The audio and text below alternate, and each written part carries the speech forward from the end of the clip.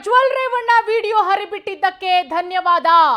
ಇನ್ನು 5 ವರ್ಷಕ್ಕೆ 15ರಿಂದ 20 ಸಾವಿರ ವಿಡಿಯೋ ಆಗ್ತಾ ಇತ್ತು. ನೋಡಿ, ರಾಯಚೂರಲ್ಲಿ ಪುಷ್ಪಾ ಅಮರನಾಥ್ ವಿವಾದಾತ್ಮಕ ಹೇಳಿಕೆಯನ್ನ ಕೊಟ್ಟಿದ್ದಾರೆ. ನೋಡಿ, ವಿಡಿಯೋ ಹರಿಬಿಟ್ಟಿದ್ದಕ್ಕೆ ಧನ್ಯವಾದ ಅಂತೆ. ವಿಡಿಯೋ ಏನಾದ್ರು ಬರಲಿಲ್ಲ ಅಂತ ಹೇಳಿದ್ರೆ ಇನ್ನು 5 ವರ್ಷಕ್ಕೆ 15ರಿಂದ 20 ಸಾವಿರ ವಿಡಿಯೋ ಆಗ್ತಾ ಇತ್ತು. ಕೆಪಿಸಿಸಿ ಮಹಿಳಾ ಘಟಕದ ಅಧ್ಯಕ್ಷೆ ಪುಷ್ಪಾ ಅಮರನಾಥ್ ವಿವಾದಾತ್ಮಕ ಹೇಳಿಕೆಯನ್ನ ಕೊಟ್ಟಿದ್ದಾರೆ.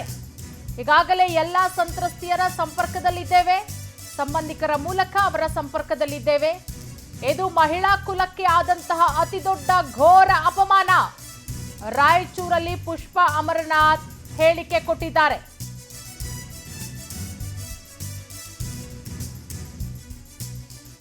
ಅಭ್ಯರ್ಥಿ ಅದಾಗಬಾರ್ದು ಅಂತಾನೆ ನಾವು ಬೀದಿಗೆ ಬಂದಿರೋದು. ಇವಾಗ ಕೇಂದ್ರದ ಅವರು ರಾಜ್ಯದ ನಾಯಕರಲ್ಲ, ಕೇಂದ್ರದ ನಾಯಕರು. ಪ್ರಜ್ವಲ್ ರೇವಣ್ಣ NDA ಅಭ್ಯರ್ಥಿ, BJP ಅಭ್ಯರ್ಥಿ. ಅವ್ರನ್ನ ಕೈ ಇಟ್ಕೊಂಡು ಮೋದಿ ಅವರು ಬಂದು ಪ್ರಚಾರ ಮಾಡ್ತಾರೆ. ಪ್ರಜ್ವಲ್ ರೇವಣ್ಣನನ್ನು ಗೆಲ್ಲಿಸಿ, ಒಬ್ಬ ವಿಕೃತ ಕಾಮಿಯನ್ನು ಗೆಲ್ಲಿಸಿ, ಒಬ್ಬ ಕಾಮಿಯನ್ನು ಗೆಲ್ಲಿಸಿ, ಒಬ್ಬ ಅತ್ಯಾಚಾರಿಯನ್ನು ಗೆಲ್ಲಿಸಿ ಅಂತ ವೋಟ್ ಕೇಳಿದ್ದಾರೆ. ಅಂಥವ್ರ ಮೇಲೆ ನಾವು ಕ್ರಮ ತಗೊಳ್ಬೇಕಾದ್ರೆ ಇವಾಗ ಅವನು ವಿದೇಶಕ್ಕೆ ಓಡೋಗಿದ್ದಾನೆ.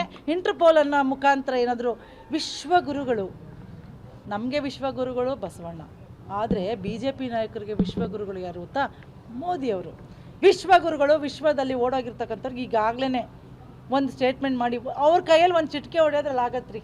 ಅವರು ಅಲ್ಲಿಗೆ ಬರೆದು ಆ ವಿದೇಶಕ್ಕೆ ಫ್ರಾಂಕ್ಫರ್ಟ್ ಅಂತಿತ್ತು, ಇವಾಗೇನೋ ದುಬೈಗೆ ಹೋಗಿದ್ದಾರಂತೆ.